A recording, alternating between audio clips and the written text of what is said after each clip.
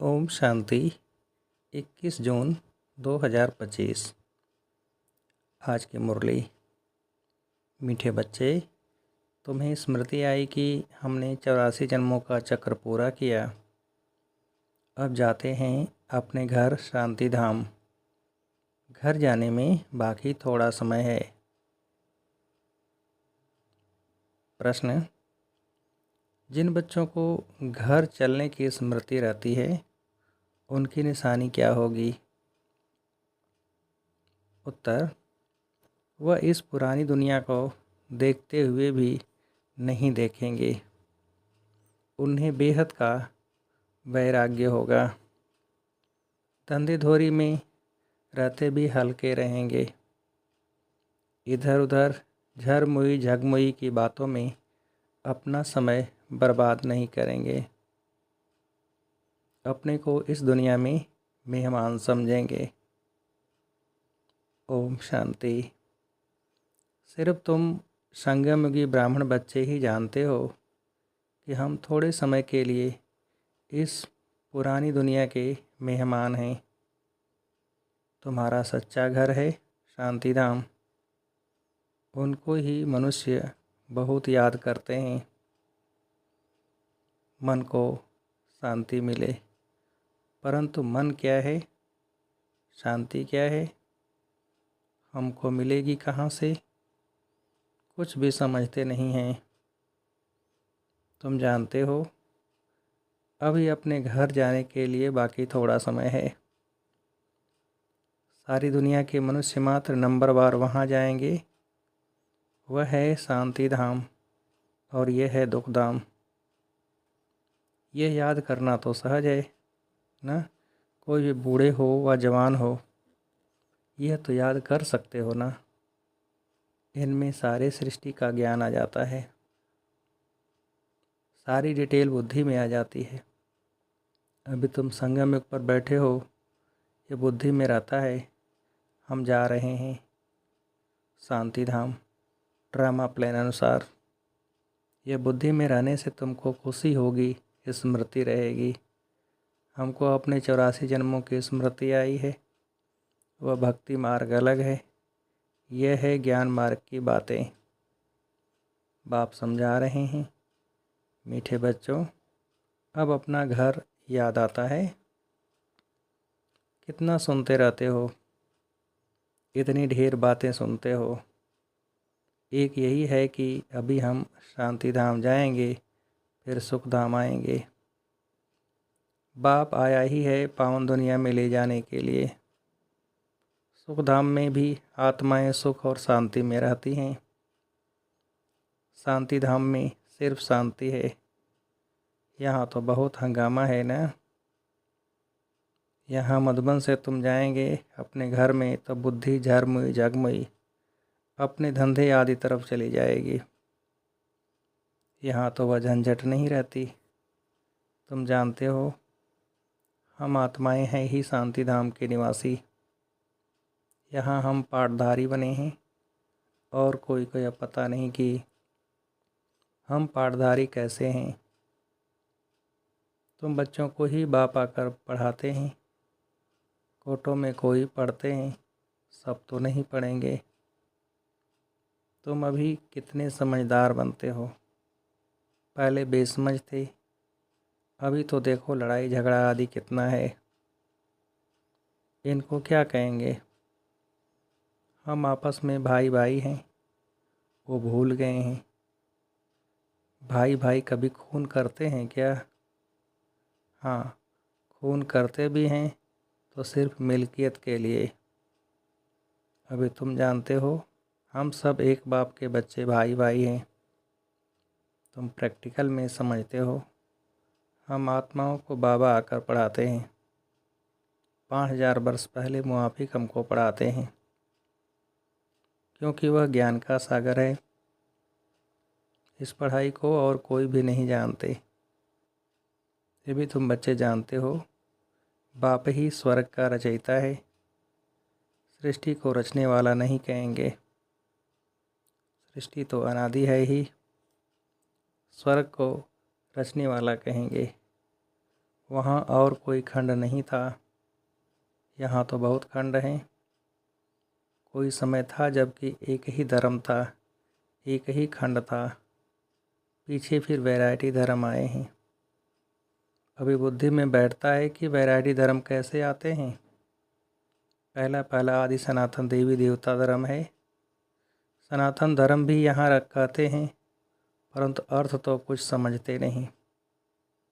तुम सब आदि सनातन देवी देवता धर्म के हो, सिर्फ पतित बन गए हो। सतो प्रधान से सतो रजो तमो होते गए हो। तुम समझते हो आदि सनातन देवी देवता धर्म के हैं। हम बहुत पवित्र थे, अभी पतित बने हैं। तुमने बाप से वर्षा लिया था पवित्र दुनिया के मालिक बनने का। समझते हो हम पहले पवित्र गृहस्थ धर्म के थे। अभी ड्रामा के प्लान अनुसार रावण राज में हम पतित प्रवृत्ति मार्ग के बन गए हैं। तुम ही पुकारते हो, हे पतित पावन, हमको सुखधाम में ले जाओ। कल की बात है ना, कल तुम पवित्र थे, आज अपवित्र बन पुकारते हो। आत्मा पतित हो गई है, आत्मा पुकारती है, बाबा आकर हमको फिर से पावन बनाओ। बाप कहते हैं अभी यह अंतिम जन्म पवित्र बनो, फिर तुम 21 जन्म के लिए बहुत सुखी हो जाएंगे। बाबा तो बहुत अच्छी बातें सुनाते हैं, बुरी चीज़ छुड़ाते हैं। तुम देवता थे ना, अब फिर बनना है, पवित्र बनो। कितना सहज है, कमाई बहुत भारी है। तुम बच्चों की बुद्धि में है, शिव बाबा आया है, हर 5000 वर्ष बाद आते हैं। पुरानी दुनिया से नई होती है ज़रूर, यह कोई और बता न सके। शास्त्रों में कलयुग की आयु बहुत लंबी कर दी है। यह है सारी भावी ड्रामा की। अभी तुम बच्चे पापों से मुक्त होने का पुरुषार्थ करते हो। ध्यान रहे और कोई पाप न हो जाए। देह अभिमान में आने से ही फिर और विकार आते हैं, जिससे पाप होता है। इसलिए भूतों को भगाना पड़ता है। इस दुनिया की कोई भी चीज़ में मोह न हो, इस पुरानी दुनिया से वैराग्य हो। भल देखते हो पुराने घर में रहे पड़े हो, परंतु बुद्धि नई दुनिया में लगी हुई है। जब नए घर में जाएंगे तो नए को ही देखेंगे। जब तक यह पुराना घर ख़त्म हो, तब तक आँखों से पुराने को देखते हुए याद नए को करना है। कोई भी ऐसा काम नहीं करना है जो फिर पछताना पड़े। आज फलाने को दुख दिया, यह पाप किया। बाबा से पूछ सकते हो, बाबा यह पाप है, गुटखा क्यों खाना चाहिए? पूछेंगे नहीं तो गुटखा खाते रहेंगे। बाबा से पूछेंगे तो बाबा झट हल्का कर देंगे। तुम बहुत भारी हो, पापों का बोझा बड़ा भारी है। 21 जन्म फिर पापों से हल्के हो जाएंगे। जन्म जन्मांतर का सिर पर बोझा है, जितना याद में रहेंगे हल्के होते जाएंगे। खाद निकलती जाएगी और खुशी चढ़ जाएगी। सतयुग में तुम बहुत खुशी में थे, फिर कम होते होते सारी खुशी तुम्हारी गुम होती गई है। सतयुग से लेकर कलयुग तक इस जर्नी यानी यात्रा में 5000 वर्ष लगे हैं। स्वर्ग से नरक में आने की यात्रा का अभी पता लगा है कि हम स्वर्ग से नरक में कैसे आए हैं। अभी फिर तुम नरक से स्वर्ग में चलते हो। 1 सेकंड में जीवन मुक्ति। बाप को पहचाना, बाप आए हैं तो ज़रूर हमको स्वर्ग में ले जाएंगे। बच्चा पैदा हुआ और मिल्कियत का मालिक बन गया। बाप के बने तो फिर नशा चढ़ना चाहिए ना, उतरना क्यों चाहिए? तुम तो बड़े हो ना, बेहद बाप के बच्चे बने हो तो बेहद की राजधानी पर तुम्हारा हक है। इसलिए गायन भी है, अतीन्द्रिय सुख पूछना हो तो गोपी वल्लभ के गोप गोपियों से पूछो। वल्लभ बाप है ना, उनसे पूछो। नंबरवार पुरुषार्थ अनुसार ही खुशी का पारा चढ़ेगा। कोई तो झट आप समान बना देंगे, बच्चों का काम ही यह है, सब कुछ भुलाए अपनी राजधानी की याद दिलाना। तुम तो स्वर्ग के मालिक थे, अभी कलयुग पुरानी दुनिया है, फिर नई दुनिया होगी। अभी तुम बच्चों की बुद्धि में है कि हर 5000 वर्ष बाद बाप भारत में ही आते हैं, उनकी जयंती भी मनाते हैं। तुम जानते हो बाप आकर हमको राजधानी देकर जाते हैं, फिर याद करने की दरकार ही नहीं रहती। फिर जब भक्ति शुरू होती है तब याद करते हैं आत्मा ने माल खाए हैं, तो याद करती है बाबा फिर आकर हमको शांति धाम सुख धाम में ले जाओ। अभी तुम बच्चे समझते हो वह हमारा बाप है, टीचर भी है, गुरु भी है। सृष्टि के आदि मध्य अंत का चक्र, 84 जन्मों का ज्ञान तुम्हारी बुद्धि में है। अनगिनत बार 84 जन्म लिए हैं और लेते रहेंगे। इनका एंड यानी अंत कभी होता नहीं है। तुम्हारी बुद्धि में ही है यह चक्र है। सुदर्शन चक्र घड़ी घड़ी याद आना चाहिए। यही मनमना भव है। जितना बाप को याद करेंगे उतना पाप भस्म होंगे। तुम जब कर्मातीत अवस्था के समीप पहुंच जाएंगे तो तुमसे कोई भी विकर्म नहीं होंगे। अभी थोड़े थोड़े विकर्म हो जाते हैं। संपूर्ण कर्मातीत अवस्था अभी थोड़े ही बनी है। ये बाबा भी तुम्हारे साथ स्टूडेंट है। पढ़ाने वाला है शिव बाबा। भल इनमें प्रवेश करते हैं, यह भी स्टूडेंट है। यह है नई नई बातें। अब सिर्फ तुम बाप को और सृष्टि चक्र को याद करो। वह है भक्ति मार्ग, यह है ज्ञान मार्ग। रात दिन का फर्क है। वहाँ कितने झांझ घंटे आदि बजाते हैं, यहाँ सिर्फ याद में रहना है। आत्मा तो अमर है, अकाल तख्त भी है। ऐसे नहीं कि अकाल मूर्त सिर्फ बाप है, तुम भी अकाल मूर्त हो। अकाल मूर्त आत्मा का यह भ्रकुटी तख्त है। जरूर भ्रकुटी में ही बैठेंगे, पेट में थोड़े ही बैठेंगे। अभी तुम जानते हो हम अकाल मूर्त आत्मा का तख्त कहाँ है। इस भ्रकुटी के बीच में हमारा तख्त है। अमृतसर में अकाल तख्त है ना। अर्थ कुछ भी नहीं समझते, महिमा भी गाते हैं अकाल मूर्त। उनकी अकाल तख्त का किसको पता नहीं है। अभी तुमको मालूम पड़ा है। तख्त तो यही है जिस पर बैठकर सुनाते हैं। तो आत्मा अविनाशी है, शरीर है विनाशी। आत्मा का यह अकाल तख्त है, सदैव यह अकाल तख्त रहता है। यह तुम समझते हो।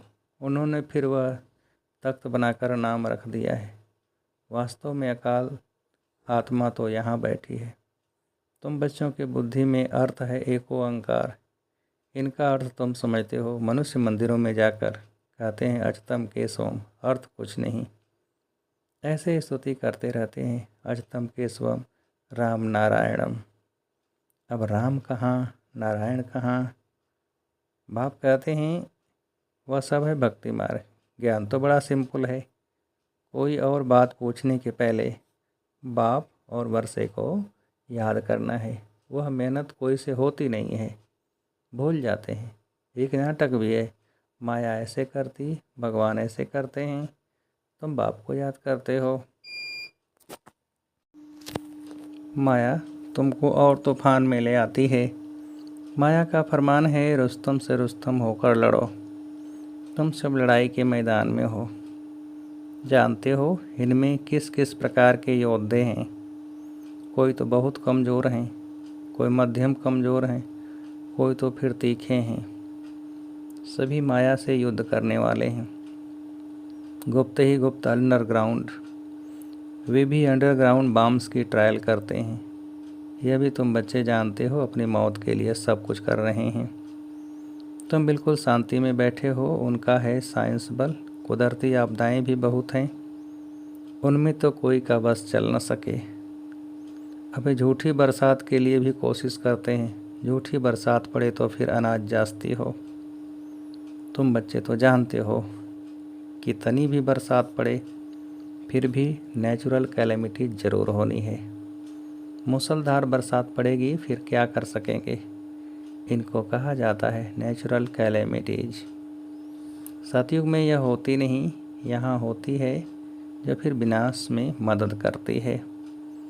तुम्हारी बुद्धि में है, हम जब सतयुग में होंगे तो जमुना के कंठे पर सोने के महल होंगे।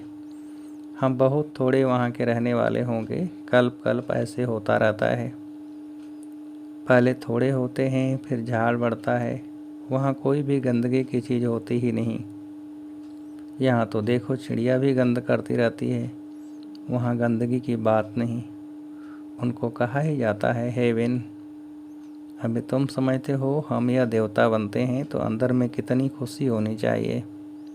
माया रूपी जिन्न से बचने के लिए बाप कहते हैं तुम बच्चे इस रूहानी धंधे में लग जाओ, मन मना भव, बस इसमें ही जिन्न बन जाओ। जिन्न का मिसाल देते हैं ना, कहा काम दो तो बाबा भी काम देते हैं, नहीं तो माया खा जाएगी। बाप का पूरा मददगार बनना है। अकेला बाप तो नहीं करेगा। बाप तो राज्य भी नहीं करता है, तुम सर्विस करते हो। रजाई भी तुम्हारे लिए ही है। बाप कहते हैं मैं भी मगध देश में आता हूँ। माया भी मगरमच्छ है, कितने महारथियों को हब खा जाती है। ये सब हैं दुश्मन। जैसे मेढक का दुश्मन सर्प होता है ना, तुमको मालूम है, ऐसे तुम्हारी दुश्मन है माया। अच्छा, मीठे मीठे सिकिलदे बच्चों प्रति माता पिता बाप दादा का याद प्यार और गुड मॉर्निंग। रूहानी बाप के रूहानी बच्चों को नमस्ते। हम रूहानी बच्चों की रूहानी बाप को नमस्ते। धारणा के लिए मुख्य सार। पहली पॉइंट, स्वयं को पापों से मुक्त करने का पुरुषार्थ करना है। देह अभिमान में कभी नहीं आना है। इस दुनिया की कोई भी चीज़ में मोह नहीं रखना है। दूसरी पॉइंट, माया रूपी जिन्न से बचने के लिए बुद्धि को रूहानी धंधे में बिजी रखना है। बाप का पूरा पूरा मददगार बनना है। वरदान, सर्व खजानों को समय पर यूज कर निरंतर खुशी का अनुभव करने वाले खुश नसीब आत्मा भव। विस्तार, बाप दादा द्वारा ब्राह्मण जन्म होते ही सारे दिन के लिए अनेक श्रेष्ठ खुशी के खजाने प्राप्त होते हैं। इसलिए आपके नाम से ही अब तक अनेक भक्त अल्पकाल की खुशी में आ जाते हैं। आपके जड़ चित्रों को देखकर खुशी में नाचने लगते हैं। ऐसे आप सब खुश नसीब हो। बहुत खजाने मिले हैं, लेकिन सिर्फ समय पर यूज करो। चाबी को सदा सामने रखो, अर्थात सदा स्मृति में रखो, और स्मृति को स्वरूप में लाओ तो निरंतर खुशी का अनुभव होता रहेगा। स्लोगन, बाप की श्रेष्ठ आशाओं का दीपक जगाने वाले ही कुल दीपक हैं। अव्यक्त इशारे, आत्मिक स्थिति में रहने का अभ्यास करो, अंतर्मुखी बनो।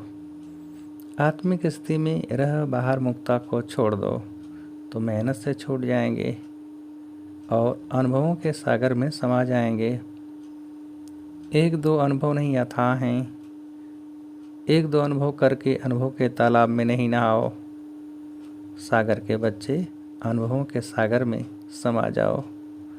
अच्छा, ओम शांति।